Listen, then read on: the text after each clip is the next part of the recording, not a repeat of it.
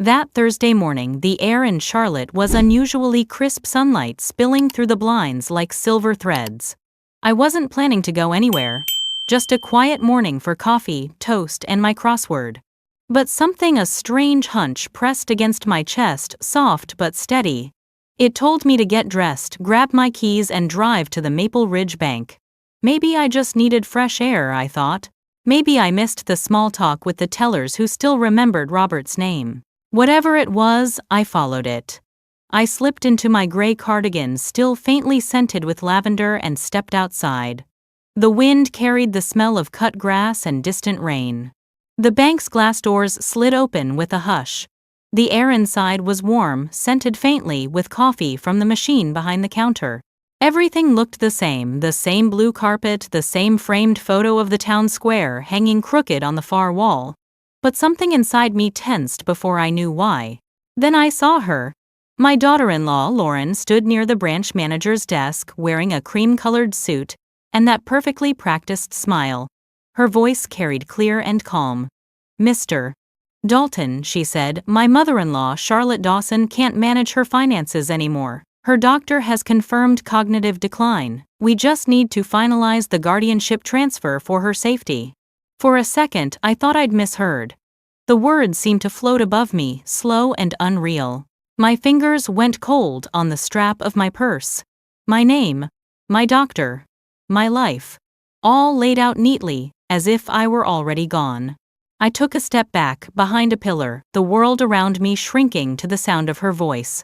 Mr. Dalton nodded, flipping through a file she handed him. I caught glimpses of paper, stamps, signatures, medical forms. Lauren's tone softened, almost rehearsed. "It's been very hard for us, but we just want to protect her. She forgets things sometimes, and with her late husband's accounts still open, we're worried about potential risk." Forgetful, the word burned. I clenched my jaw, steadying my breath. I'd balanced accounts for 40 years beside my husband Robert. We ran a small tax firm downtown. I could still calculate percentages in my head, faster than most clerks with calculators. Forgetful, not yet. Not ever. I leaned slightly to the side and caught sight of the page Mr. Dalton was reading. At the top, Cognitive Assessment Report, Dr. Alan Whitmore. I froze. I'd never seen a doctor by that name in my life. The handwriting beneath it was sharp, slanted, unfamiliar. My name sat there in black ink under the heading Patient.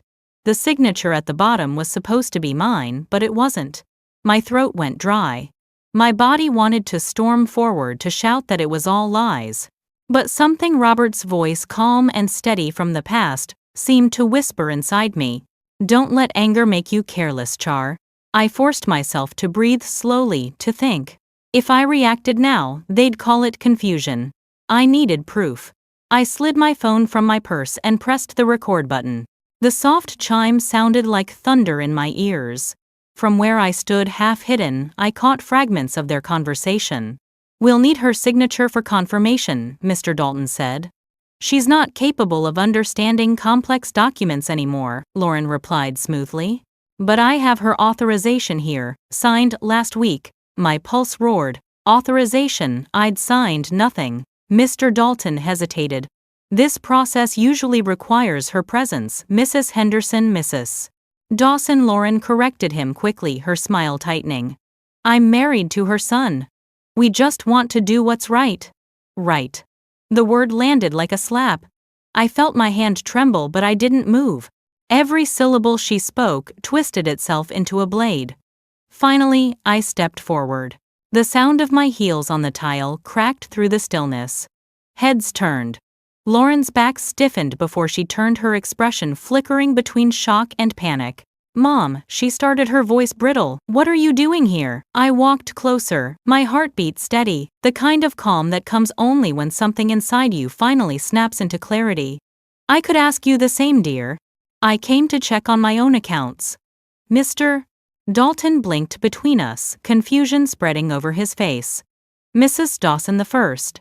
"It's all right, Mr. Dalton," I said softly, but firmly.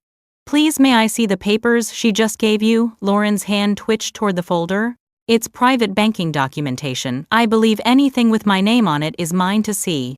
Mr. Dalton hesitated, then handed it over. I flipped through the pages quickly. The smell of ink and paper hit me. My supposed signature leapt out crooked, trembling, completely unlike mine. The fake doctor's letterhead gleamed under the fluorescent light. Interesting, I murmured. I've never met Dr. Whitmore nor signed this report. Lauren's eyes darted, her voice shaky. It must be a mix-up.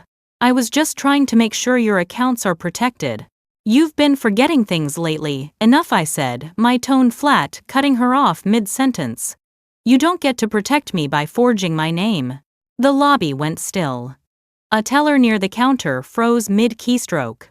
Mr. Dalton's mouth tightened as he reread the form. Mrs. Dawson, he said, carefully, will need to pause this process and verify all submitted documents. I nodded. And I want every account in my name frozen immediately. No access permitted to anyone else until I come back with my attorney. Lauren stepped back, her perfect posture crumbling. Mom, please, you're misunderstanding everything. I looked her straight in the eye. No. For once, I understand perfectly. Mr. Dalton signaled to a staff member. Paper shuffled, a printer whirred. The sound filled the silence. Lauren turned pale, her voice dropping to a whisper. You'll regret this. I leaned closer, my voice calm enough to chill the air. No, Lauren, you will. When I turned to leave, my hands were steady, my back straight. The young receptionist by the door glanced at me with wide eyes as if she'd just witnessed something she'd remember for a long time. I stepped into the sunlight, the glass doors sliding shut behind me with a faint hiss. The parking lot shimmered in the late morning light. I walked to my car slowly, my pulse still pounding but no longer from fear. I sat behind the wheel, closed my eyes, and exhaled. The world outside carried on as if nothing had happened, birds on the wires, a man washing his truck, a mother pushing a stroller. But for me, everything had shifted. I rested my hand on the steering wheel, whispering to myself. They think I'm weak because I'm old. But they've forgotten that I built every dollar they're trying to steal. Through the windshield, sunlight glinted off the bank's glass front, bright and almost blinding. I could still see Lauren's reflection inside, small and trembling, her mask slipping. As I drove away, the recording still running in my purse, I realized something simple and terrifying. This wasn't just a misunderstanding. It was a war she'd started in silence, and I had just taken the first step to ending it. The road curved along the maple-lined street, golden leaves fluttering down around me. My heart steadied. Whatever came next, I was ready. Because I finally understood what Robert meant when he used to say, when someone comes for your dignity, that's when you fight the hardest. And that morning at the bank was only the beginning. I used to think my daughter-in-law Lauren was a blessing. The first time Ethan brought her home, she wore a yellow sundress and carried a bouquet of daisies, my favorite. She smiled so easily that her presence seemed to brighten the entire living room. Mrs. Dawson, she said, extending her hand, it's so lovely to finally meet you. Her grip was warm, confident, the kind that makes you believe you're already family. Ethan had been distant for years after his father's death, withdrawn and buried in work. That evening, as he laughed at something, Lauren said, I felt something in the house stir again, a quiet pulse of life. When they left, I remember standing at the door, watching them walk to the car, whispering to myself, he's smiling again. Robert, you'd like her. The following weeks were filled with small gestures that won me over even more. Lauren would call after work to ask if I needed groceries or drop by with takeout on Fridays. She brought me a scarf one afternoon saying, it's too chilly for you to walk without one. She always called me Mom, her voice sweet and careful. It was easy to believe she meant it. When Ethan announced their engagement, I threw myself into helping with the wedding. We decorated the garden, the same one Robert and I had built together from scratch. I baked pies for the rehearsal dinner, and Lauren thanked me with a hug that smelled of roses. You're the mother I never had, she said, and I believed her. Their wedding day was sunny and simple. I remember standing beside the minister holding back tears as Ethan said his vows. For better or worse, he promised, and Lauren's eyes shimmered like she meant every word. The crowd clapped, music swelled, and for a while I thought the emptiness in my chest had finally found company again. After they returned from their honeymoon, Lauren visited often. She'd bring croissants from her favorite bakery and sit with me on the porch asking about my life with Robert, how we met, what it was like running our accounting business together, how we managed to stay in love for 40 years. "That's real partnership," she'd say, her tone soft admiring. I saw in her the daughter I never had. It started so innocently. One evening, as I paid a few bills online, Lauren peeked over my shoulder. "Mom, you shouldn't worry about these things anymore," she said lightly. "I can help. I do this kind of thing all the time at work." I hesitated, but she smiled. "You know I'd never let anything happen to your money. Ethan and I just want to make things easier for you." I gave her my checkbook that night, grateful for the help. I was still adjusting to doing things alone since Robert's passing, learning which bills came when, how to handle the digital accounts he'd always managed. Letting Lauren handle it felt natural, almost comforting. A few weeks later, she came by with takeout again, cheerfully chatting as she organized my paperwork into neat folders. "You've got so many accounts, Mom. Let me simplify this for you. I can set everything online. That way, you'll never miss a payment." She said it like a gift, and I accepted it like one. "You're a blessing, Lauren," I told her. "I don't know what I'd do without you." Soon after, she began visiting more frequently, sometimes alone, sometimes with Ethan. The house filled with the sound of their laughter, and for the first time since Robert's funeral, I didn't feel so alone. When she suggested that she and Ethan move in, I was hesitant. "Are you sure?" I asked. "You both have your own life."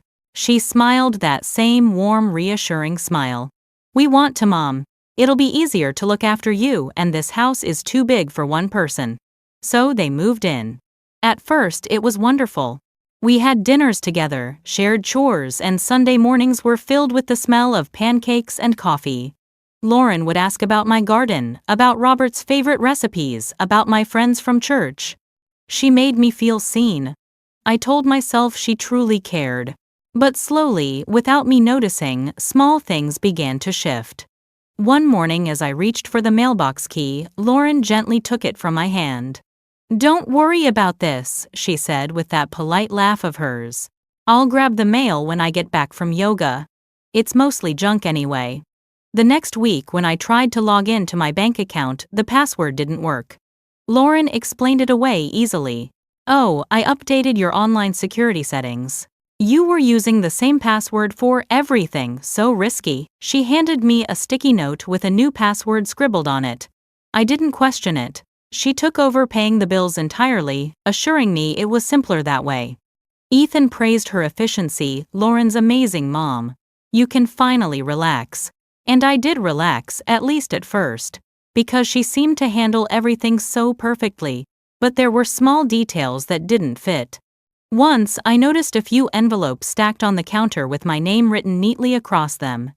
Before I could reach for them, Lauren swept them into her tote bag, laughing lightly. "Oh, that's just some boring stuff from the insurance company. I'll review it later." Or the time I walked into the study and found her going through my filing cabinet.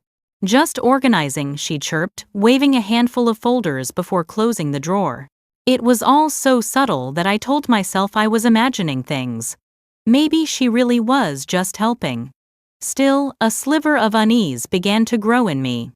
One evening, as the three of us sat watching television, Ethan turned to me. "Mom, Lauren thinks we should merge some of your smaller accounts. It'll be easier for taxes." Lauren smiled sweetly. "It's just practical, really. You know how messy paperwork can get." I wanted to trust them. They were my family. And, after all, hadn't Lauren been the one to help me through my worst grief? So I nodded and said, "If you think that's best." But when I went to bed that night, I couldn't sleep. I kept hearing Robert's voice in my head, steady, patient, the way it always was when he reviewed our ledgers.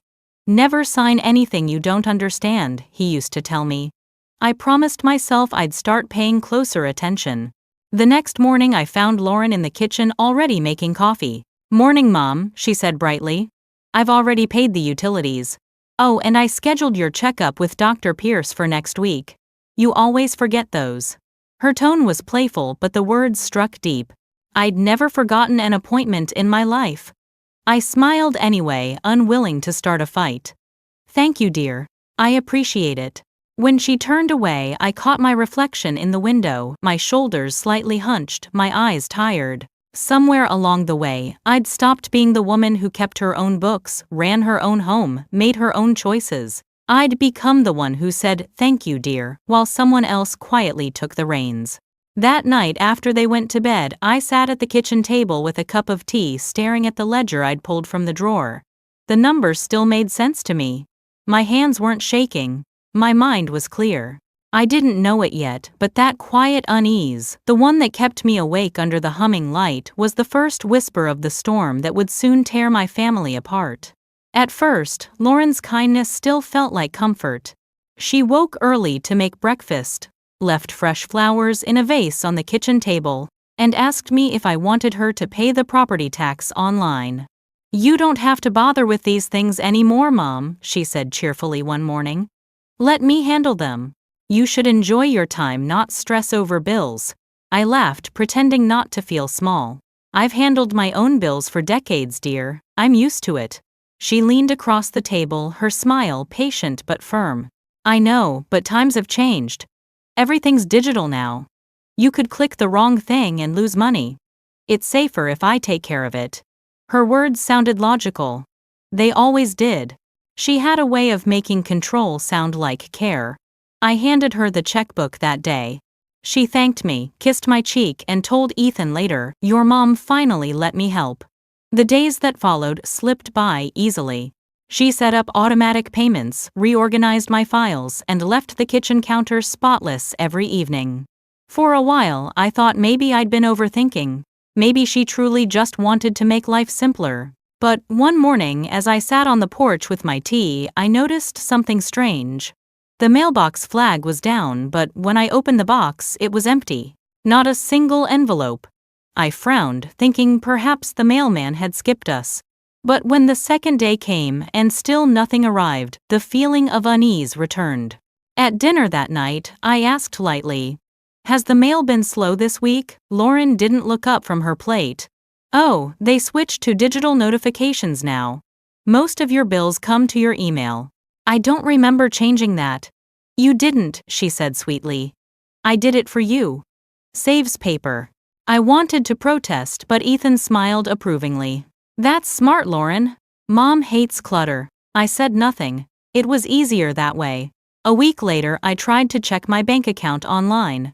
The password I'd used for years didn't work. I typed it again. And again. Wrong. I clicked forgot password, but the system told me a recovery link had been sent to an email I didn't recognize. Lauren walked by just then, her voice soft and pleasant. "Oh, I changed that last month. Security update. You were using the same password for everything, remember?" "No," I said, quietly staring at the screen. "I don't remember agreeing to that." She laughed, brushing it off like it was nothing. "I must have told you, and you forgot." "No big deal." That word again, forgot. She'd started slipping it into conversations, like seasoning. "You forgot to turn off the porch light. You forgot where you put your glasses. You forgot we already talked about this." I wasn't forgetting. I was being erased. By midsummer, Lauren had turned my daily life into a system she controlled. She insisted on paying for groceries, scheduling repairs, handling correspondence. She was everywhere kind and efficient, until there was nothing left for me to do but watch. Sometimes when I tried to ask about the details of an account, she'd smile too wide. "Mom, don't stress. You've done enough all your life. Let us take care of you now." It should have sounded loving. Instead, it sounded like a cage being built politely around me. Ethan didn't notice the shift. He worked long hours and came home tired. When I mentioned small things, the missing envelopes, the passwords changed, he'd pat my hand and say, "Lauren's just helping Mom. You worry too much." I began keeping notes in a small brown notebook I hid in the drawer by my bed. I wrote down every odd thing, missing mail accounts I couldn't access the day Lauren started locking the filing cabinet she used for organization. The house started to feel less like mine. Every surface gleamed the way Lauren liked it, empty, controlled, sterile. She replaced my floral curtains with gray linen ones to modernize the space. My cozy reading corner disappeared one afternoon when she rearranged furniture. Better flow, she explained. Sometimes I caught her looking at me, not with kindness, but calculation. When our eyes met, she'd smile quick and practiced. One evening, as I reached for the phone to call my friend Helen, Lauren appeared in the doorway holding the cordless receiver. "Oh, I already told Helen you weren't feeling up to chatting tonight," she said smoothly. My chest tightened. "You what?" she called earlier. "I said you were resting. You seemed tired after lunch." I wasn't tired. I hadn't even seen Helen's number flash on the caller ID.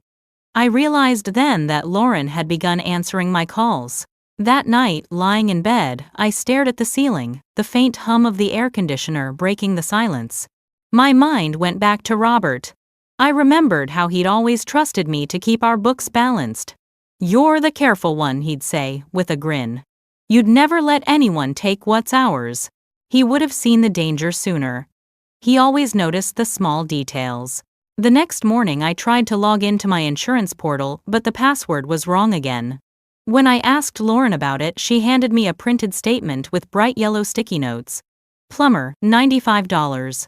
Insurance, $130. All handled. Her tone was cheerful, efficient.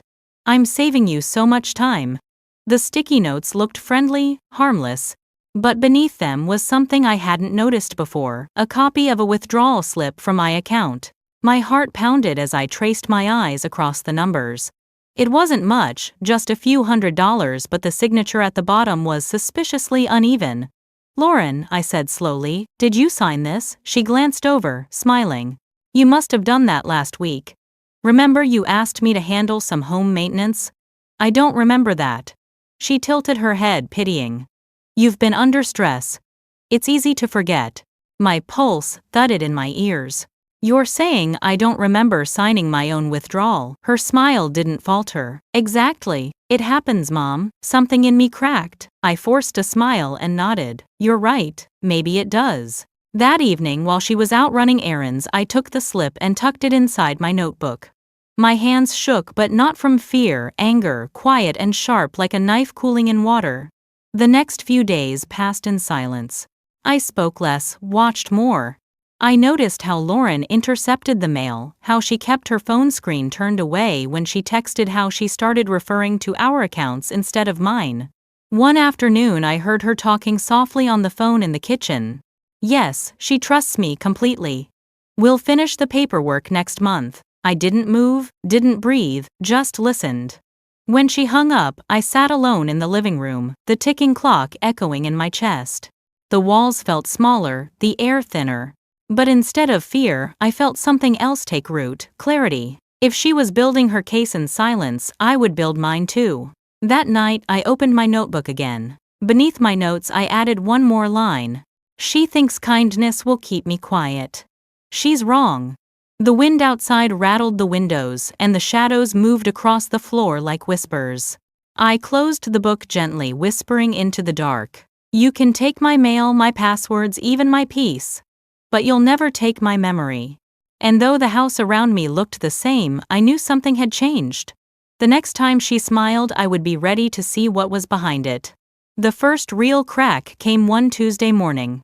I'd gone into the kitchen to refill my tea, and there on the counter lay a stack of opened envelopes, medical bills, bank notices, even a letter from my insurance company, all addressed to me, but sliced open neatly with the silver letter opener Robert used to keep on his desk. Lauren stood by the sink, scrolling on her phone, humming softly. "Did you open my mail?" I asked, keeping my voice calm. She looked up, all innocence. "Oh, that. I just didn't want you to worry about anything confusing. Half of it is junk anyway. You know how these companies send too many papers?" I picked up one envelope and saw the words "Policy Update, Signature Required." "You shouldn't have opened this," I said quietly. Her smile didn't waver. "I was only trying to help." That phrase, again like a shield, she polished every time I questioned her. I placed the envelope back down, feeling something inside me shift. By that point, she handled nearly everything: my bills, my doctor's appointments, my online banking. I still had my name on the accounts, but she had the passwords, the access, the control. Even Ethan trusted her completely. One night, when I tried to tell him I felt uneasy, he sighed and said, "Mom, Lauren's just trying to make your life easier. Don't turn everything into a battle." A battle. He said it like I'd started one. I wanted to tell him it wasn't a battle until someone decided to take what wasn't theirs, but the words caught in my throat. He looked tired, worn from work. I let it go. After that, I started keeping a second notebook, a hidden one. In it, I wrote every date, every detail, every missing document. The notebook was small enough to fit in my cardigan pocket. I carried it everywhere. Lauren didn't notice, or if she did, she never mentioned it. Maybe she thought I was scribbling recipes or grocery lists. That suited me just fine. Then one afternoon, something happened that left no room for doubt. I'd gone to the pharmacy to refill my prescription, but when I handed over my card, the clerk frowned. "I'm sorry, Mrs. Dawson," she said. "This card's been canceled." I blinked. Canceled. There must be a mistake. She double-checked. "It says here the account was transferred to a family guardian." The words hit like a slap. When I got home, Lauren was in the kitchen, stirring soup, humming to herself again. I set my purse down and asked, "Did you do something to my insurance account?" She didn't even turn around. "Oh, that." I had it consolidated with Ethan's plan. Easier to manage.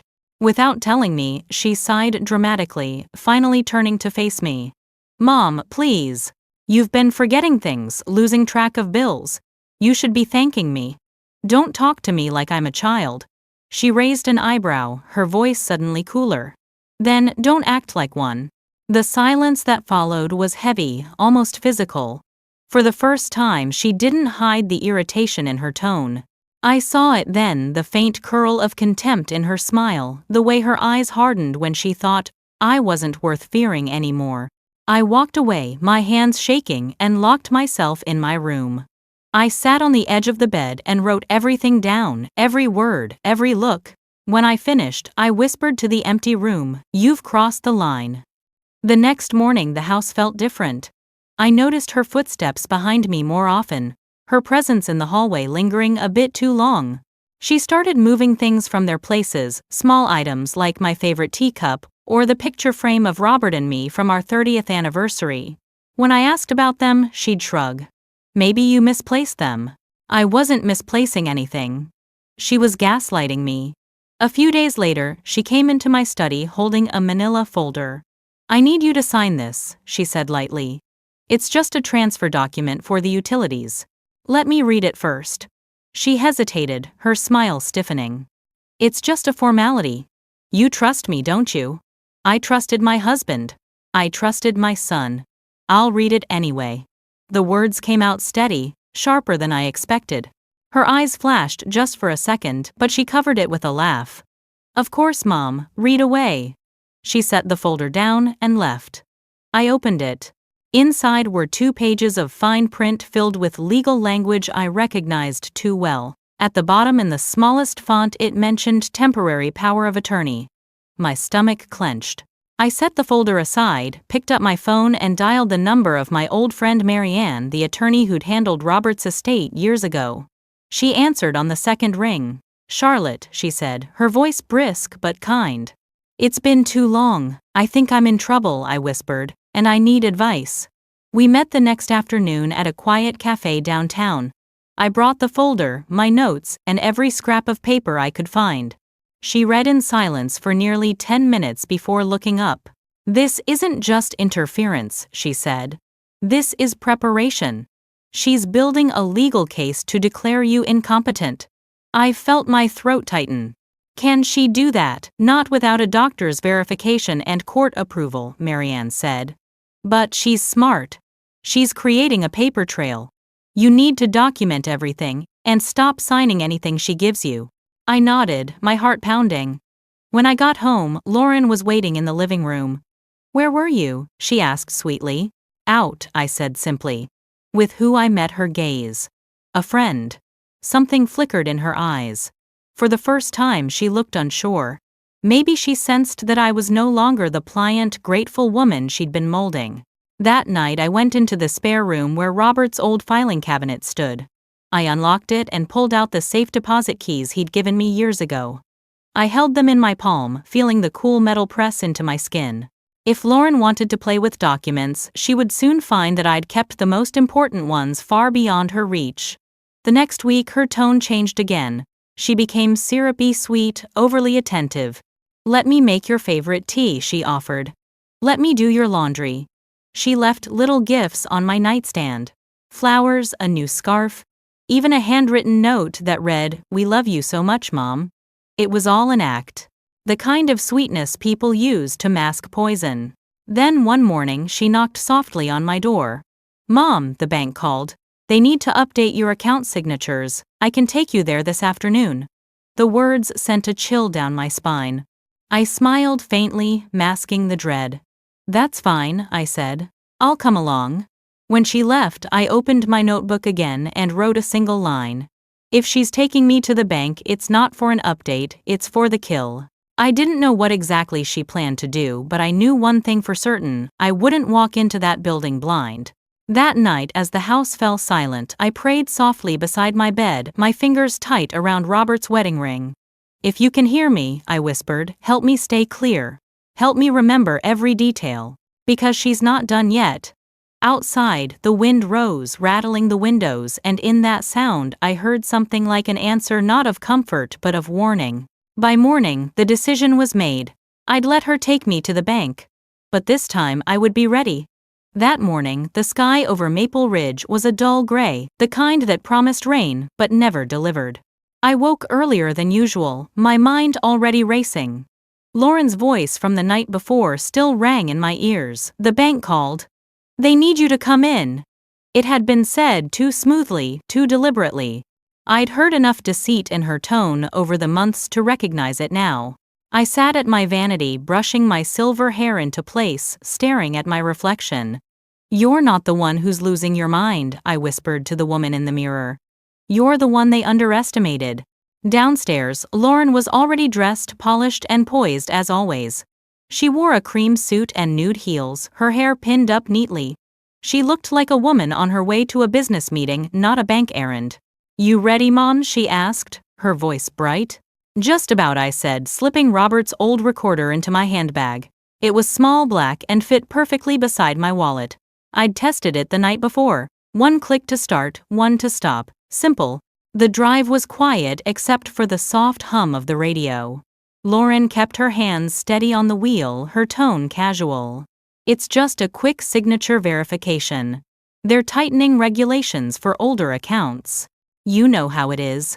I nodded, watching the buildings pass outside the window. "I do," I said softly. 40 years of deposits and savings, hard to forget the details." Her smile faltered slightly. She turned the volume up a little, pretending she hadn't noticed the edge in my voice. The bank looked just as it always had: polished floors, scent of paper and coffee, the sound of quiet conversation. But the moment we stepped inside, I saw her straighten her shoulders like someone stepping onto a stage. She walked ahead of me, waving politely at the receptionist. "Good morning, I'm here to meet Mr. Jenkins," she said, using her professional tone. "We spoke yesterday about my mother-in-law's file." My stomach tightened. She'd already scheduled this. Mr. Jenkins came out from his office, a tall man with a neatly trimmed beard, the same one who'd helped Robert and me open our joint savings account years ago. His face brightened when he saw me. "Mrs. Dawson, it's been a while. How are you?" Before I could answer, Lauren spoke. "She's been a bit forgetful lately, but we're managing everything. We just want to make sure her finances are secure." I turned to her slowly, my voice level. "I'm standing right here, Lauren. You don't need to speak for me."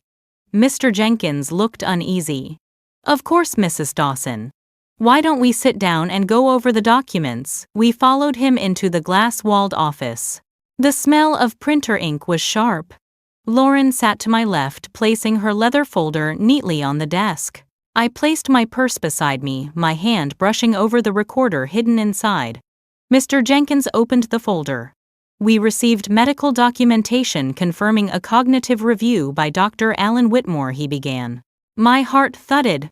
There it was again, that fake name. Lauren leaned forward, voice smooth as cream. Yes, the doctor recommended limited financial responsibility for safety purposes. I'm just finalizing the guardianship forms. Guardianship. The word rang in my skull. I leaned back in my chair, my eyes on the papers. Mr. Jenkins, I said evenly, may I see those forms, please? He hesitated, glancing at Lauren. She smiled politely. Of course. She likes to feel involved. He handed them to me. The signature at the bottom of the first page was mine, or rather, someone's shaky attempt to be me. The loops were wrong, the spacing off. I'd written that name thousands of times in my life. I knew my own hand better than I knew my face. This isn't mine, I said quietly. Lauren laughed lightly. Oh, Mom, maybe your hand was shaky that day. Stop calling me Mom. The air froze. Mr. Jenkins shifted uncomfortably, glancing between us. Mrs. Dawson, he said, carefully, perhaps we should verify. Yes, I cut in. Verify. That's exactly what we'll do. I reached into my purse and pressed the small button on the recorder. The faint click was lost under the hum of the office air conditioning.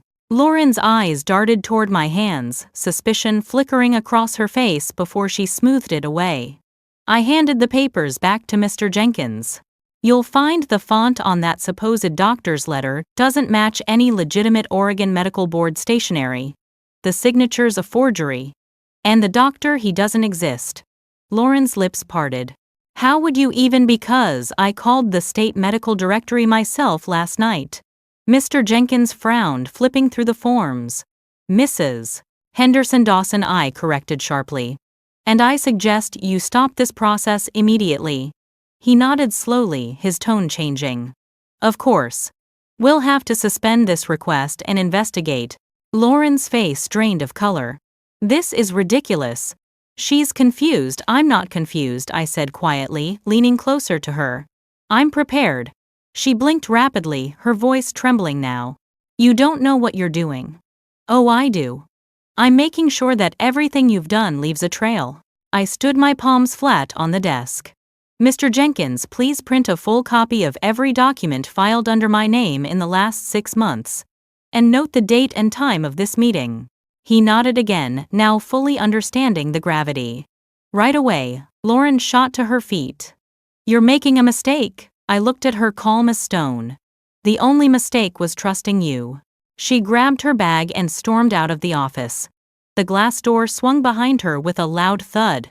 The entire lobby went silent for a moment before the usual chatter resumed, awkward and hushed.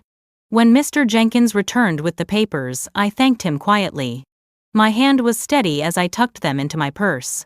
Freeze all joint access until further notice, I said.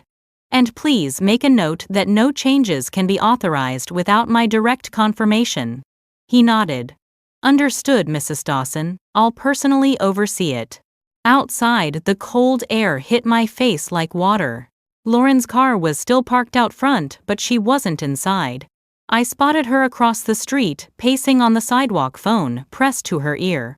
She was speaking fast, her free hand slicing through the air. I didn't need to guess who she was calling. Ethan. I walked past her without a word, my heels clicking against the pavement. She stopped mid-sentence, watching me. You'll regret this, she hissed.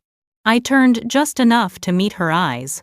No, I said softly. You will. When I got home, the house felt too quiet, the air thick with absence. I sat at the kitchen table, pulled out the recorder and pressed play. Her voice filled the room, calm, practiced, poisonous. She's not capable of managing her finances anymore. The proof was mine now. I poured myself a cup of tea, hands trembling not with fear but relief. Outside, rain finally began to fall, tapping gently against the windows. I stared at the ripples in my cup and thought of Robert. You were right, I murmured. Never let anyone else hold the title to what you've built. By the time Ethan's car pulled into the driveway hours later, I had everything ready, the papers, the recordings, and a quiet, icy calm that even Lauren's lies couldn't touch anymore. Because I knew the next battle wouldn't be in the bank. It would be in my own home. And this time I wouldn't walk in unarmed. When I pulled into the driveway that afternoon, Ethan was already standing on the porch. The rain had stopped, but the air still carried that heavy scent of wet earth, and something colder expectation. He looked uneasy, his hands shoved deep in his pockets. Through the window behind him I could see Lauren sitting on the couch, her face blotchy, a tissue clutched in one hand. I stepped out of the car, slowly holding my purse tight. "I see she got to you first," I said quietly. Ethan shifted his voice, cautious. "Mom, can we talk inside?" The words sounded rehearsed, like he'd been coached. Still, I followed him. The living room looked almost staged, neat, spotless, everything in its place, except for the tension thick in the air. Lauren looked up as I entered, eyes red, but the tremor in her lips didn't reach her eyes. "Mom," she started softly, "I don't know what happened at the bank, but it's not what you think." I set my purse down on the table and looked between them. "Then what is it, Lauren? Enlighten me." Ethan spoke up before she could. "She told me you got upset with Mr. Jenkins.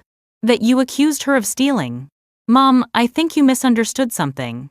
My heart ached at how easily the word misunderstood came from him, like it was simpler to believe I was confused than to admit his wife was lying. "I didn't misunderstand anything," I said, keeping my tone calm. "I saw forged documents with my name on them. I heard her tell the bank I wasn't mentally capable." "Would you like to hear the recording?" Lauren's head snapped up. "You recorded me." I met her gaze without blinking. "You left me no choice." Ethan took a step forward, his voice lowering. "Mom, this is crazy. Why would she do that? You're overreacting." I smiled faintly. "When you say that word, Ethan, do you hear yourself? You sound exactly like she wants you to." Lauren pressed a hand to her chest, eyes glistening. "I love you, Mom. I've been trying to help you. You've been so forgetful lately." "You left the stove on last week." "I turned it off," I said sharply. "And even if I hadn't, that doesn't give you the right to forge my name or call me incompetent." The room went still. Ethan looked between us like a man caught between two storms. I reached into my purse and pulled out the folded papers from the bank, laying them on the table with quiet precision. "These are copies of what you filed," I said, turning to Lauren. "Look familiar." Her face drained of color. She didn't reach for them, didn't even blink.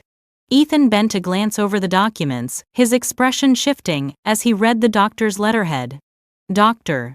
Alan Whitmore," he murmured. "Who's that?" Lauren swallowed hard. He was recommended to me." I folded my arms. "By whom? He doesn't exist. The state medical board has no record of him. He's as imaginary as your concern for me." Ethan looked up, confusion spreading across his face. "Lauren, what is she talking about?" Lauren tried to laugh, but it came out brittle. "She's mistaken, Ethan. Maybe the bank mixed things up. I'll fix it tomorrow." "No," I said quietly. "You won't." She finally lost her composure, voice rising. "You can't do this, Charlotte. I've been the one keeping this house together. You wouldn't even know how to log into your own account without me." "Then it's time I relearn," I said, my tone steel. Ethan's eyes widened. "Lauren, tell me the truth." She turned to him, tears streaming down her face. "I did it for us, for our future. She's getting older, Ethan. What if something happens to her? Everything she owns would be tangled in legal nonsense. I just wanted to protect what's rightfully yours." The silence that followed was suffocating. I looked at my son and saw the struggle in his face, the same hesitation that had haunted him since childhood, always afraid to confront what hurt. "Rightfully his," I repeated softly. "My husband and I built everything we had with our own hands. And until the day I die, it belongs to me. Not you. Not your wife." Ethan's voice trembled. "Mom, please. Don't turn this into a war." I took a deep breath. "It already is one. You just didn't notice who started it." Lauren's sobs turned theatrical. She collapsed onto the couch, shaking her head. "I can't believe this. You're tearing this family apart." I almost laughed. "Families don't break because of truth, Lauren. They break because of lies." Ethan ran a hand through his hair, defeated. "I don't know what to think anymore." I softened slightly, looking at him, the boy who used to follow Robert into the workshop, who once brought me flowers for Mother's Day made from folded paper. "You don't have to think right now," I said gently. "You just have to see." I took out my phone, scrolled to the recording and pressed play. Lauren's voice filled the living room, clear and deliberate. She's not capable of managing her finances anymore. We're finalizing guardianship for her safety. The color drained completely from Ethan's face. He stared at his wife, his lips parting but no words coming out. Lauren's mouth opened, then closed again. She stood abruptly. That's taken out of context. Context, I echoed. There's only one kind of context for a forged signature and a fake doctor. She backed away, panic flickering in her eyes. I didn't mean, you meant to steal, I said coldly. And you almost succeeded. Ethan sank into the chair behind him, hands over his face. Lauren, he whispered, tell me you didn't. Her tears turned to anger. You think I'm the villain I was protecting us. You're too weak to stand up to her. She runs everything, she always has. I took a slow step toward her. You mistake strength for control. You mistake kindness for weakness. That's your real failure. For a moment no one spoke. The ticking of the wall clock filled the room. Then Ethan stood, voice hoarse. You need to leave, Lauren. She spun toward him, eyes wide. What I said, leave. I can't look at you right now. She stared at him, disbelief flashing to fury. You're choosing her over me. Ethan didn't answer. He just turned away. Lauren grabbed her purse from the chair, her movements sharp and trembling. This isn't over, she hissed, her voice shaking. You'll regret humiliating me. I met her gaze one last time. You've already humiliated yourself. When the door slammed behind her, the silence that followed was almost painful. Ethan stayed seated, shoulders slumped, staring at the floor. After a long moment he said softly, I should have listened sooner. I sat across from him. It's not too late to start seeing clearly. He nodded, tears shining in his eyes. What will you do now? I'll call Marianne, I said. And I'll do what I should have done months ago, take back what's mine. Ethan looked at me with something like awe. You're not afraid. I smiled faintly. Fear doesn't help when you're already standing in the fire. You just walk through it. When he went upstairs, the house felt hollow again, the echoes of our argument still hanging in the air. I poured myself a glass of water, staring out the kitchen window. The garden Robert planted years ago shimmered faintly in the moonlight, the roses still standing tall despite the rain. I whispered into the quiet, you were right, Robert. They only win if you stop fighting. And as the clock struck midnight, I opened my notebook once more and wrote the next step in careful script. Tomorrow, call Marianne, prepare everything, no more silence. The next morning began with the sound of tires crunching on gravel. I stood by the window, coffee in hand, watching Lauren's car pull into the driveway again. I hadn't expected her to return so soon, not after last night's collapse. But there she was, stepping out in another immaculate suit, eyes hidden behind large sunglasses. For a moment I almost admired her audacity. Some people crawled away after exposure. Lauren came back swinging. The doorbell rang twice before I opened it. She stood there, lips tight, voice trembling with rehearsed calm. We need to talk. I can't imagine what's left to say, I replied. Her fingers clenched around the handle of her purse. You've overreacted. The bank thing, it was a misunderstanding. If you'd just listened, this wouldn't have gotten so ugly. I held her gaze unflinching. Ugly doesn't begin to describe what you did. She took a sharp breath. I didn't come here to fight. I came to fix things. Ethan's been a wreck all night. He barely slept. Then maybe he's finally seeing what's been in front of him for months, I said. You should try it. Her expression hardened. You're destroying your own son's marriage. I smiled faintly. I think you managed that on your own. She stepped closer, lowering her voice. You might have embarrassed me at the bank, but you can't prove everything. You'll ruin your own reputation if this goes public. I leaned on the doorframe, calm but cold. You think I care about my reputation more than my freedom? You forged legal documents. You committed fraud. That's not a secret, it's a record. For the first time, her confidence faltered. I could see the panic flicker through her eyes before she caught it, smoothing her face into that familiar mask. You'll regret this, she hissed. I already regret letting you in my house, I said, and closed the door gently in her face. Her muffled curse reached me through the wood, followed by the sound of her heels striking the porch as she stormed off. I waited until her car disappeared from the driveway before sitting down at the kitchen table. My coffee had gone cold. That was the moment I realized the fight wasn't over. It had just changed shape. By noon, I was at Marianne's office. She greeted me with a firm handshake and eyes that saw everything. "You brought the recordings," I nodded, sliding the small black recorder across her desk, along with copies of the bank papers.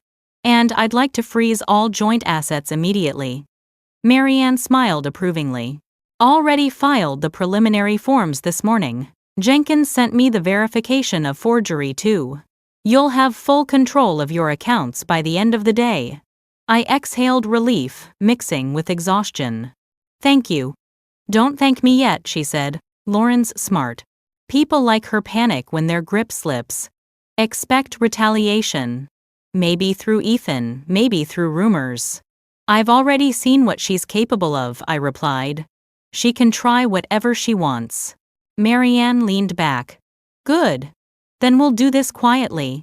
The less she knows about our next steps, the better." When I got home, the house felt empty but peaceful.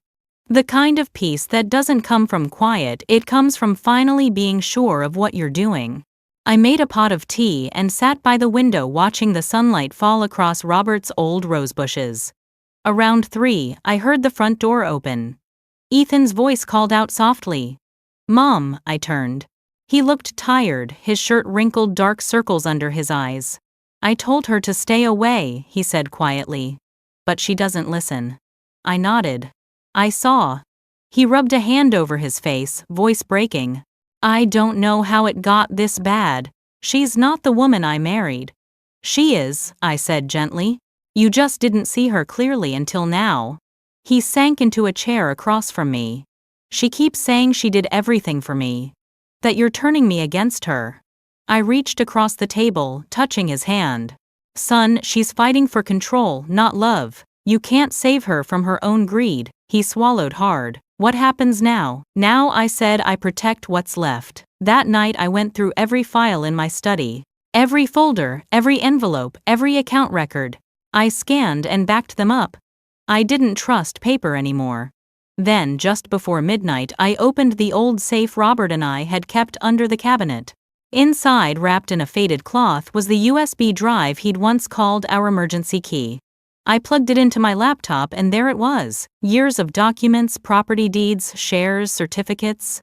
All untouched, all still legally binding. My chest tightened with emotion. Robert had always been cautious, sometimes overly so. But in that moment I realized he'd been preparing me for exactly this kind of war.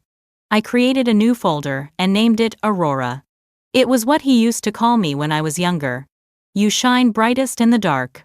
As the files uploaded, I recorded a note to myself, my voice calm and deliberate.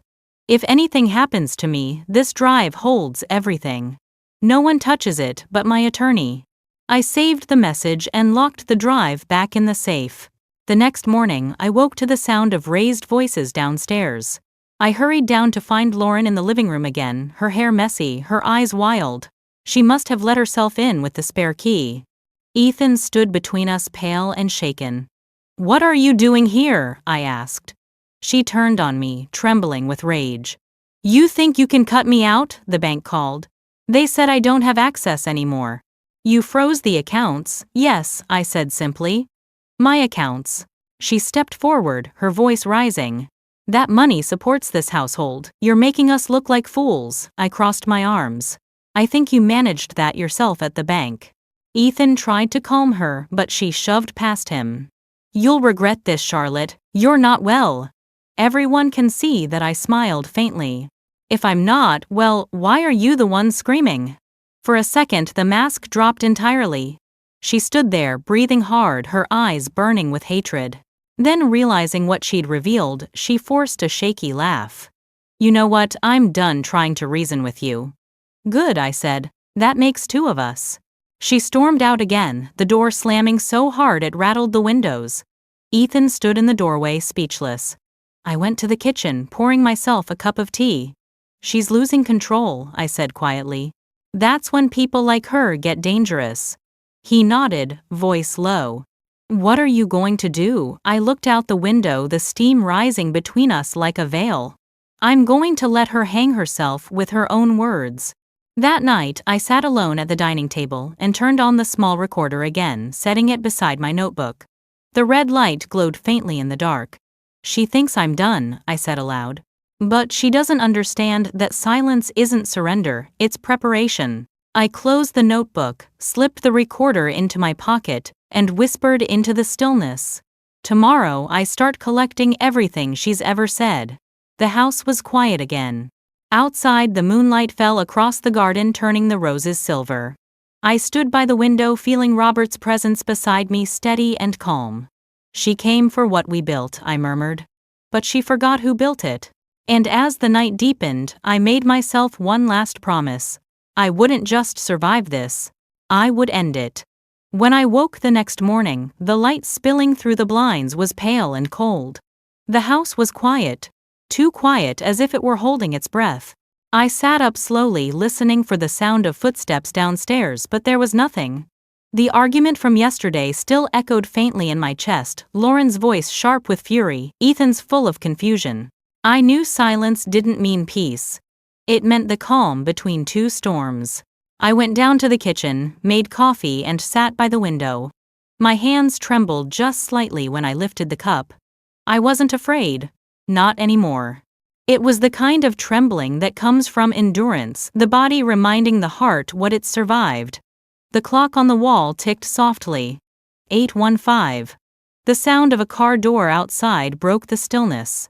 I glanced through the curtain and saw Ethan standing in the driveway, staring at his phone, before walking toward the house. He looked older than he had a month ago, the skin under his eyes hollow, his steps heavy. When he came in, he didn't say good morning.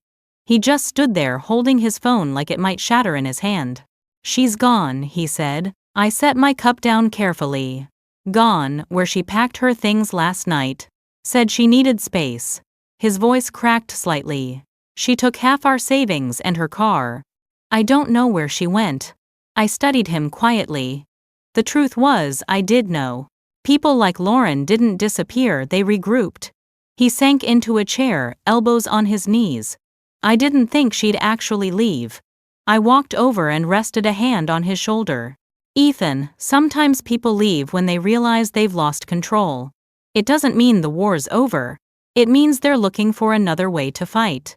He rubbed his face. "I just wanted a normal family, Mom." I looked at him and saw the boy who once clung to my hand at the county fair, too scared to ride the Ferris wheel alone. I wanted to tell him that normal never meant perfect, that sometimes peace comes only after you stop pretending, but the words stuck.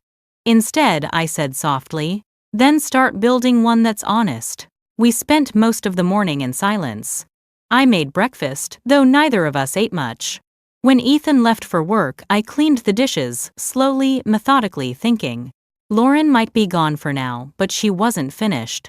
Around noon, my phone buzzed. An email notification from the bank. Subject line: unauthorized attempted access. My pulse spiked.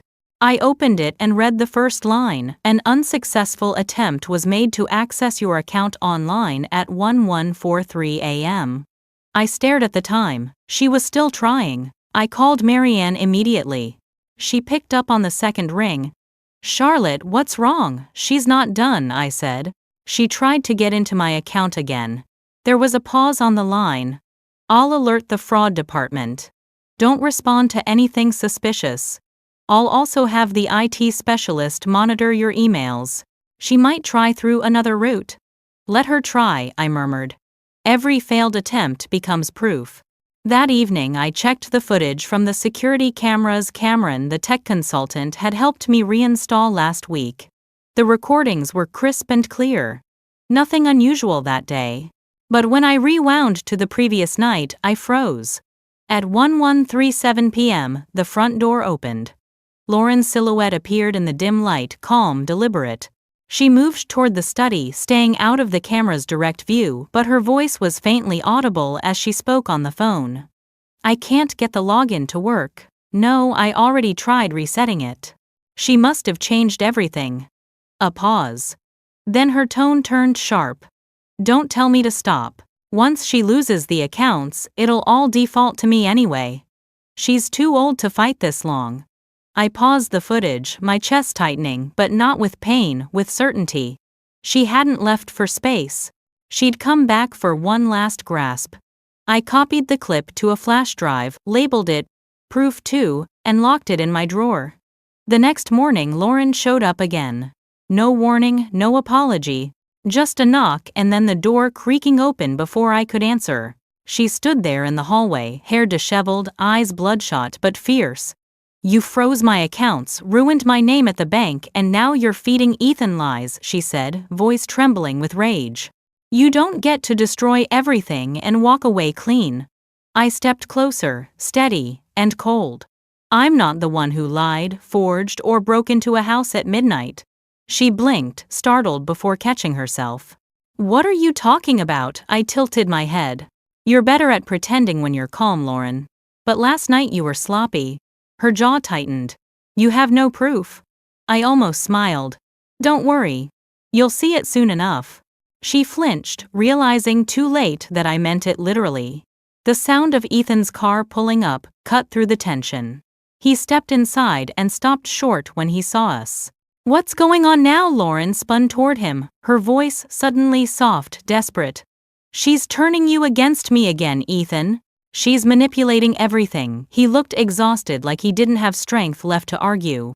"Lauren, stop. I heard the recordings. I saw the papers. Please, just stop." Her face twisted. "You believe her over me, I believe the truth," he said quietly. She let out a harsh laugh. "You're both pathetic. You think you've won, you think people won't see how cruel you are, Charlotte." I took a slow breath. "You've mistaken cruelty for consequence." For a long moment, none of us moved. The house seemed to hum with quiet tension, the air thick between us. Then Lauren grabbed her purse, shoulders shaking, and pushed past Ethan toward the door. "You'll pay for this," she whispered.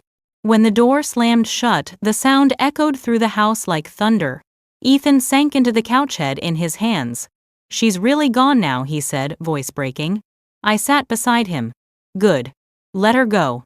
The truth will do the rest." That night after he went to bed, I sat alone in the living room watching the footage again, each frame a reminder of how far betrayal could stretch. The anger I'd once felt had cooled into something sharper, cleaner. I didn't want vengeance. I wanted clarity. I wrote in my notebook, "She will try again. Let her. Every step she takes digs the hole deeper." Outside, the wind picked up, brushing against the windows like fingertips. I closed my notebook and whispered to the dark, "This isn't about money anymore, it's about truth." The house creaked softly in reply, as if agreeing. When I finally went to bed, I dreamt of Robert, not young, not ghostly, but exactly as I remembered him, sitting at the old desk, looking up from his paperwork with that calm, steady gaze. "You've done well, Char," he said. "Now finish it." I woke with tears on my cheeks, but a steadiness in my chest. I knew what had to come next. The proof was ready. The story was complete. And the next time Lauren tried to bury me, she'd only succeed in burying herself. The house was silent that morning, but inside me something had shifted. The fear that used to keep me up at night was gone. In its place was a cold, steady purpose. I'd spent too many months being the woman who waited, the woman who believed silence was safety. Not anymore. Today, silence would be my weapon. I brewed a pot of coffee, sat at the kitchen table, and pulled out my notebook. The pages were filled with neat handwriting, dates, times, copies of transactions, conversations I'd recorded, word for word. It looked like the journal of someone meticulous, maybe even obsessive, but it was something else entirely. It was survival. The phone buzzed. Marianne's name lit up on the screen. "Charlotte," she said, "I've been reviewing everything. We have more than enough for a formal complaint. If you're ready, we can move." "I'm ready," I said. "I thought you might be," she replied. "Meet me at the office in 2 hours. Bring every piece of evidence you've gathered." I hung up, closed my notebook, and went upstairs to get dressed. The face that looked back at me in the mirror wasn't the same woman who'd been blindsided in that bank lobby weeks ago. My hair was pinned neatly, my eyes sharp. I wore Robert's old watch not for time, but as a reminder of what I'd built and what I refused to lose. At Marianne's office, the air smelled of old books and coffee. She had already laid out folders labeled with my name. "I've drafted 3 filings," she said, sliding papers toward me. "Fraud, forgery, and elder exploitation. Once we file, it triggers a state investigation." I scanned the forms, my pulse even. "File them all." Marianne smiled faintly. "I thought you'd say that. But before we do, there's something else you should know. The security footage Cameron recovered, it's worse than we thought. She wasn't just trying to access your account.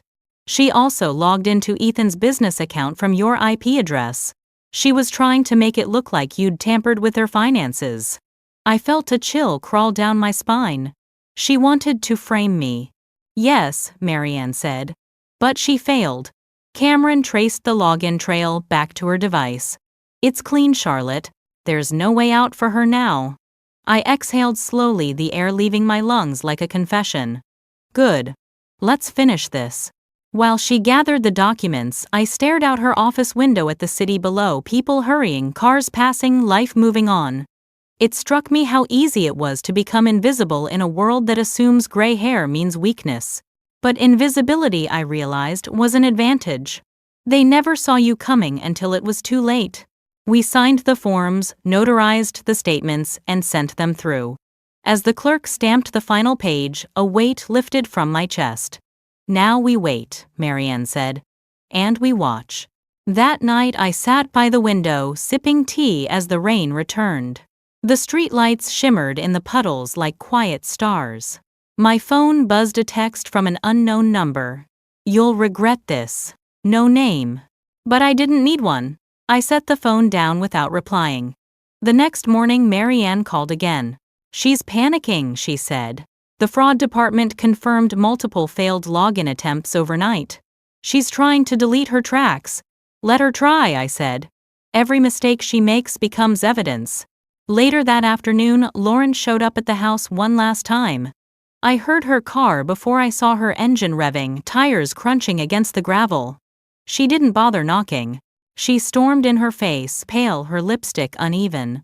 "What did you do?" she demanded. "The bank froze everything, my accounts, Ethan's, mine, everything. You've ruined us." I stood in the doorway of the kitchen, calm and still. "I didn't ruin you, Lauren. You did that yourself." She advanced toward me, her voice breaking. "I loved you like my own mother. You loved my money," I said evenly. "There's a difference." She clenched her fists, eyes wild. "You think this is over? You think anyone will believe some senile old woman over me?" I smiled faintly. "I don't need them to believe me. I have proof." Her eyes darted to my phone on the counter. "You recorded me." "Yes," I said simply. "And now those recordings are with my attorney along with every document you forged." She staggered back, shaking her head. "You can't, this will destroy my life. You should have thought about that before you tried to steal mine." For a long moment she said nothing. The mask slipped completely, and what stood before me wasn't charm or confidence, it was pure desperation. When she finally spoke, her voice was low, venomous. "You don't deserve any of it. The house, the business, the money. You're just an old woman clinging to what's left." I tilted my head slightly. "Maybe. But I still have one thing: you'll never get back your name." She stared at me, lips trembling, then turned and fled. The door slammed behind her, leaving the smell of her perfume hanging in the air like smoke after a fire. That night I sat at my desk reviewing the footage one last time before handing it to Marianne. The clip was short but damning, Lauren's voice on the phone clearly saying, "Once she loses her signing authority, the house will be ours." I saved the video, labeling it "Final Proof," and backed it up twice. Then I locked everything in Robert's old safe, the one she never knew about. When I finished, I opened the window. Cool air swept through the room, carrying the faint scent of wet roses from the garden. I breathed deeply, my heart steady.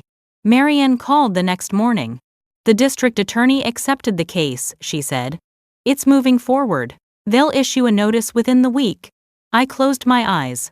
"Thank you. You earned this," she said. "Most people would have given up." I couldn't afford to, I murmured. Not after everything she took. After the call, I stood by the kitchen window watching the sky brighten. The light touched the edges of the garden, catching on the wet leaves. For the first time in months, I felt like I could breathe again. Ethan called that afternoon. His voice was quiet, almost reverent. "Mom, Marianne told me everything. I didn't know it had gone this far." "I know you didn't," I said softly. He hesitated. "What happens now? Now the truth takes over." There was a long pause. "I'm sorry, Mom, for not believing you sooner." I swallowed, my voice gentle. "You see more clearly now. That's what matters." After we hung up, I sat at the table looking out at the empty road. Somewhere beyond the trees, Lauren was unraveling, and part of me pitied her. But pity couldn't undo what she'd done. I picked up my notebook and wrote a final entry on the last page. The truth doesn't scream, it waits. It builds. And when it finally speaks, no one can silence it. I closed the book and placed it on the shelf beside Robert's photograph. Outside, the last of the rain clouds broke, revealing a sharp, clean sky. I knew what came next: the courtroom, the testimony, the judgment. But tonight, for the first time, I wasn't afraid of what tomorrow would bring. Because this time I wasn't the woman being erased. I was the one writing the ending. I set the dinner table the same way Robert used to, forks on the left, napkins folded into triangles, the good china laid out even though there were only 3 of us. The stew simmered on the stove, its smell filling the kitchen. From the outside, it might have looked like any ordinary family dinner. But tonight was not about food. Tonight was about truth. The doorbell rang at 7 sharp. Ethan stepped in first, shoulders tense, eyes searching the room. Lauren followed a few steps behind him, her hair done perfectly, a pale pink dress that looked too polished for an apology. She smiled tightly when she saw me. "You didn't have to go through all this trouble, Mom." "I wanted to," I said simply. "Sit down. We have a lot to talk about." Ethan's gaze flicked from me to her, uncertain. "Let's just keep things civil, okay?" "Of course," I said, gesturing for them to take their seats. For a few minutes we ate in silence. The clink of silverware was the only sound between us. Lauren tried to fill the air with small talk, how the traffic was, how Nora's school was planning a spring recital, but her voice trembled at the edges. She knew I wasn't here to exchange pleasantries. I poured water into her glass, steady as stone. "Lauren, I've been thinking a lot about family lately," I began. "About what it means to trust someone." She gave a delicate laugh. "Trust is everything, isn't it? Especially in a family." "It is," I agreed. "Which is why it's so painful when someone decides to trade it for control." Her hand froze mid-air, spoon hovering above her bowl. "I'm not sure what you're implying." "I'm not implying anything," I said softly. "I'm stating a fact." Ethan shifted in his seat. "Mom." I reached into my handbag and placed my phone on the table. "I thought we could clear up a few misunderstandings tonight." Lauren's face went pale. "What are you doing?" "Just listening," I said and tapped play. Her own voice filled the kitchen, unmistakable, cold, calculating. "Once she loses signing authority, this house will be ours." The room froze. Ethan's spoon slipped from his hand, clattering onto the plate. Lauren's eyes widened, panic flickering behind the mask she tried to keep in place. "That's," she stammered. "That's taken out of context." I didn't speak. I just tapped the screen again. The next recording played. Her voice again lower, this time more deliberate. "If you won't do it, I'll tell the lawyer she needs guardianship. Once the medical file goes in, she won't be able to fight." When the last word faded, the silence that followed was deafening. Even the ticking clock on the wall seemed to stop. Ethan sat back, stunned. "Lauren, what is this?" She shook her head frantically. "Someone edited it. She's framing me." "Ethan, you know I'd never." I slid a folder across the table. "This is the bank's report. Verified forgeries, false documents, and a non-existent doctor named Alan Whitmore. I didn't make any of it up." Lauren's lips parted, but no sound came. Her composure cracked completely now. "I was trying to help," she whispered. "You were struggling to keep up, I thought." "You thought wrong," I said. "You thought I was too old to fight back. You mistook my kindness for weakness." Her breath hitched. I didn't mean for it to go that far. I just wanted to protect what was best for Ethan. Ethan slammed his palm on the table, voice shaking. Protect me. You lied to me. You forged my mother's name. How could you do that? She turned to him, tears spilling freely now. I was scared, Ethan. You never take initiative. You let her control everything. I just wanted a future that was ours. I sat back watching the words she'd been saving unravel one by one. For a moment, I almost felt pity. Almost. I looked at Ethan, whose face had gone pale. Son, you once promised me you'd never let anyone hurt me. But you did. Not because you wanted to, but because you didn't look closely enough. He looked down, eyes red. Mom, I know. I'm sorry. Lauren buried her face in her hands, sobbing. You've turned him against me. You've ruined my life. I rose from my seat, gathering the papers and the phone.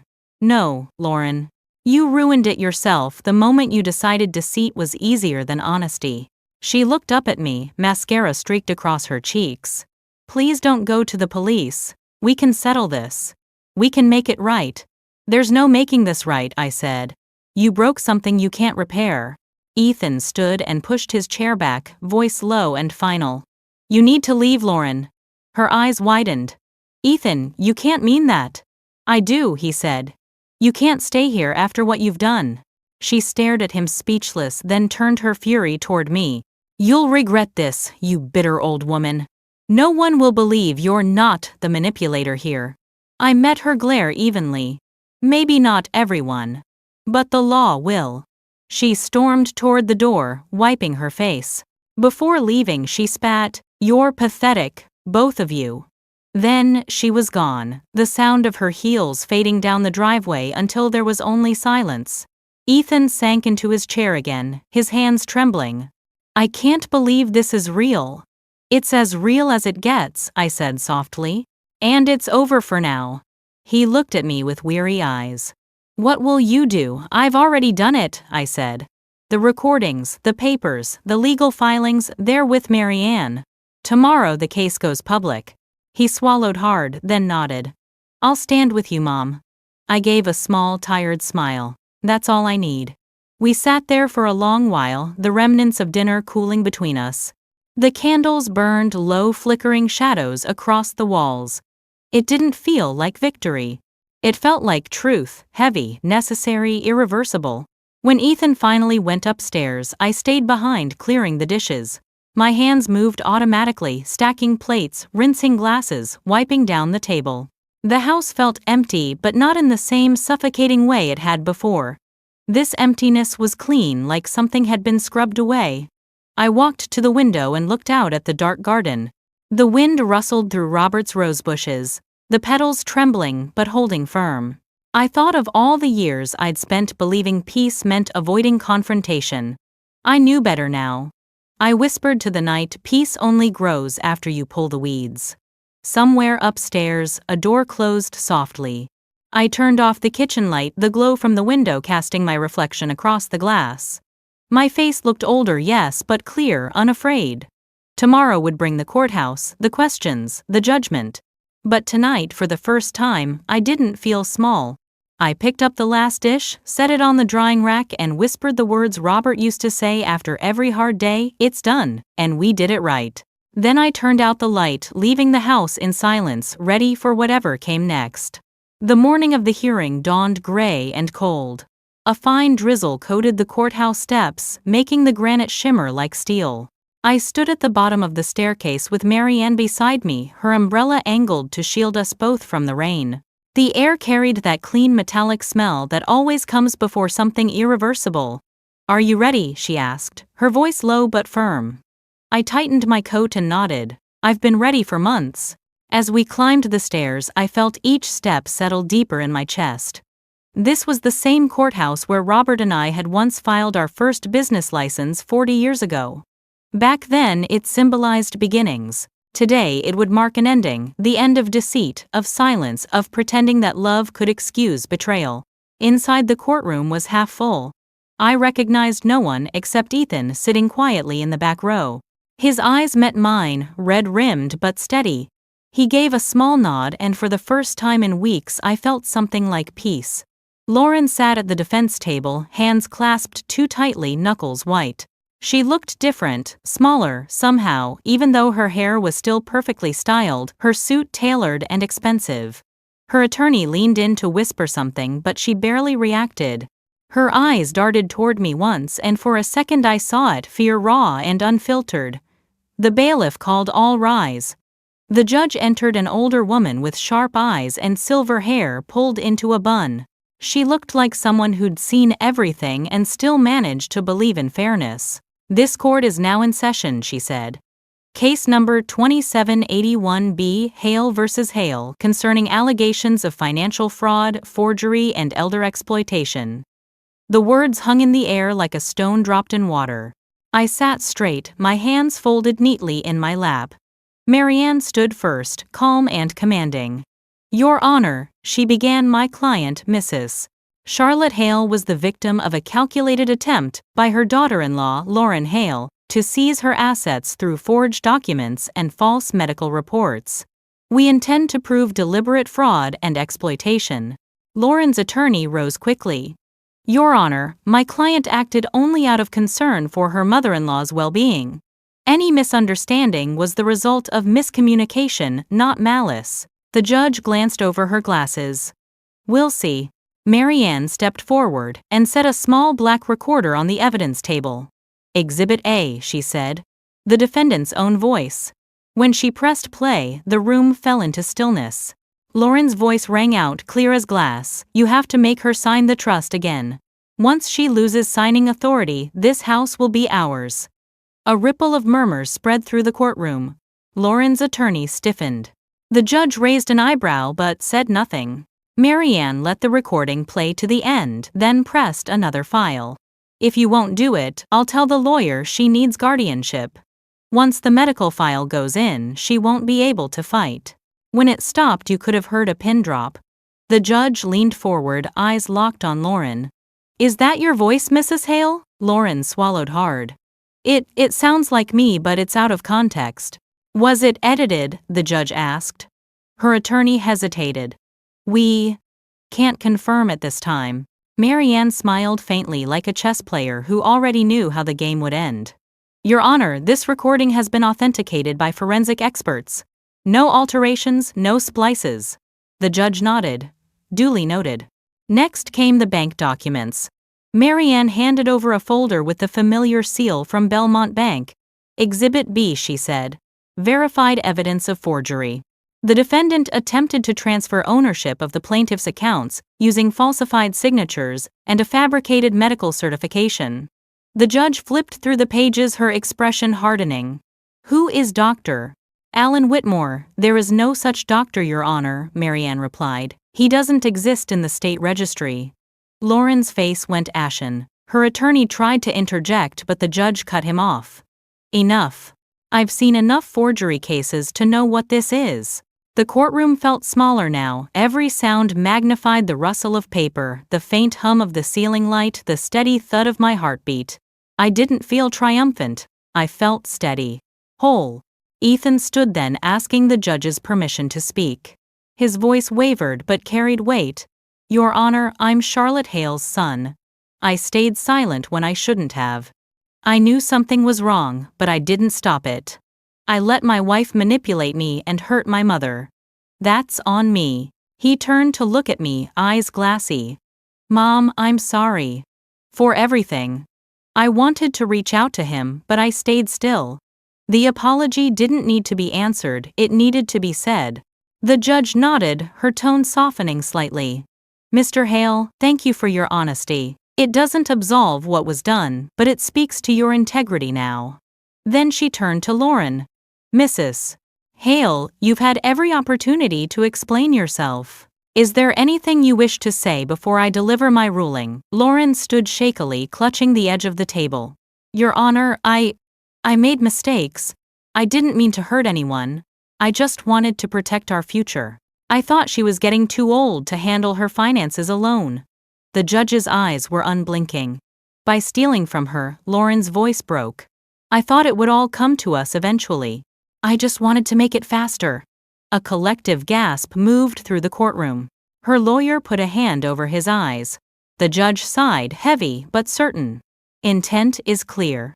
This court finds the defendant guilty of financial fraud, document forgery, and elder abuse. Lauren crumpled into her seat, covering her face with her hands. The gavel struck once, sharp and final. All of Mrs. Charlotte Hale's assets are to be restored immediately.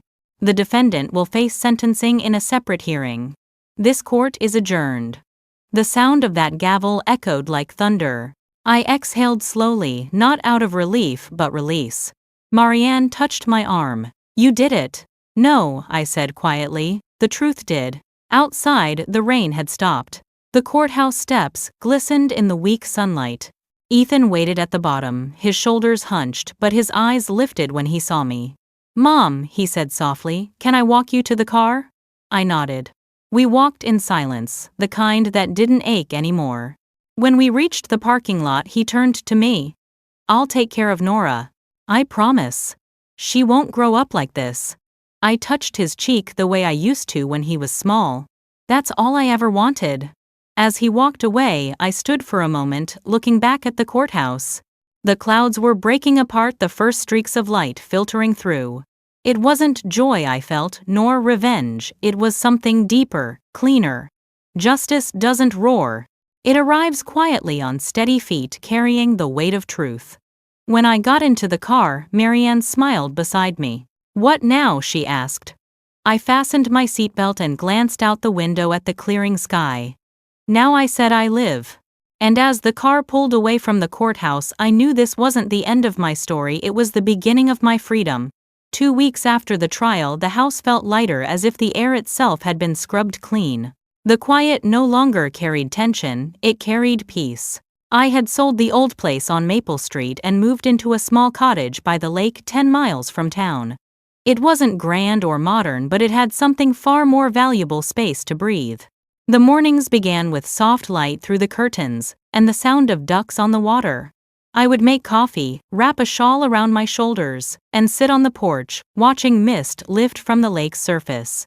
For years, my life had been defined by fear, by silence, by other people's voices trying to rewrite mine. Now the only voice that mattered was the one inside me. Ethan visited often, sometimes alone, sometimes with Nora. The first time they came, Nora ran straight into my arms, her laughter high and bright. "Grandma, Daddy says you're a hero," she said, her small hands clutching my sweater. I looked at Ethan over her shoulder and saw that he meant it. "I'm no hero," I told her softly. "I just stopped letting other people decide who I am." Nora tilted her head in thought, then smiled like she understood. "That's what heroes do, Grandma. They don't let bad people win." We baked together that afternoon apple pie, the kind Robert used to love. The smell filled the whole house, blending with the faint scent of lake air and cinnamon. As we worked, Ethan told me he'd found a counselor and started volunteering at a local shelter for financial abuse victims. "I can't undo what happened," he said, "but I can make sure it doesn't happen to someone else." I smiled. "That's how you make peace, son, not by forgetting but by doing better." When they left that evening, Nora turned at the door and waved. "Bye, Grandma. Don't forget you promised to show me your rose garden next week," I nodded. "I'll make sure it's blooming for you." After they drove away, I walked outside as the sun dipped low over the water. The air smelled of pine and wet earth. The garden behind the house was small lavender daisies and a single row of white roses planted in honor of Robert. I knelt, touching the cool soil, and whispered, "It's done, Robert." I kept my promise. A gentle breeze stirred, and for a moment I could almost feel him there, quiet and proud. A year passed quickly after that. The Hale Foundation for Elder Justice opened its doors in a renovated community hall downtown. I stood on a small stage at the opening ceremony, a simple wooden plaque behind me, engraved with the words, "No one is too old to fight for what's right." The audience was filled with women, gray hair, lined faces, steady eyes. Some smiled, some wiped tears as I spoke. When they told me I was too old to manage my life, I said into the microphone, I believed them for a moment. But the truth is, wisdom doesn't fade with age. It deepens. And when we stand up even quietly, we remind the world that dignity doesn't expire. Applause rippled through the room, soft at first, then swelling into something warm and thunderous. I looked to the side of the stage where Ethan stood with Nora. She wore a little white dress and held a single rose. When the applause quieted, she ran up and handed it to me. "For you, Grandma," she whispered into the microphone. "Because you're brave." The audience laughed gently, then clapped again. I lifted the rose and smiled down at her. "No, sweetheart," I said softly, my voice steady and clear. "Bravery is remembering who you are when the world tries to make you forget." Later, when the hall emptied, I stayed behind for a while, sitting alone under the stage lights as the volunteers cleaned up. I watched the light glint off the bronze plaque and felt something settle inside me, not triumph, but peace. For the first time, I didn't feel like a survivor. I felt whole. That night back at the cottage, I brewed a cup of tea and sat on the porch. The lake was calm, the moonlight spilling across it like a sheet of silver. I thought about all the women I'd met through the foundation, each with her own story, her own quiet strength. Some had lost homes, some families, some hope. But every one of them had found something again, their voice. It made me think of the night everything began, the morning I walked into that bank, the sound of Brianna's voice claiming I'd lost my mind. Back then, I'd frozen. I'd been afraid. Now when I replayed it in my head, I no longer heard fear. I heard a beginning. The day they tried to erase me was the day I began to rewrite myself. The phone buzzed beside me. A message from Ethan. "Mom, Nora wants to visit again this weekend. She's working on a school project about strong women." Guess who she picked? I laughed softly, tears pricking my eyes. I typed back, "Tell her I'll have her favorite pie ready." The night wind brushed my hair as I leaned back, closing my eyes. I could hear the faint hum of frogs by the lake, the rustle of the trees. It was the same world as before, but I had changed. Every sound felt sharper, every breath freer. Sometimes I still thought of Lauren. Not with anger, anger burns out too quickly, but with a quiet pity. I wondered if she ever thought about what she'd lost. Not the money, not the house, but the truth. When you build your life on deceit, you end up standing on air. And when it collapses, there's nothing left to hold on to. But I had something she never understood: peace earned through honesty. I rose and walked to the edge of the porch, where the roses swayed in the moonlight. Their petals glowed white, almost translucent. I whispered softly, "Thank you, Robert, for teaching me that strength doesn't roar, it endures." I stood there for a long time, listening to the water lap against the shore. It wasn't silence anymore. It was life continuing. Before going inside, I looked up at the stars and smiled. I thought about every woman who might hear my story, every person who'd ever been told they were too old, too quiet, too weak.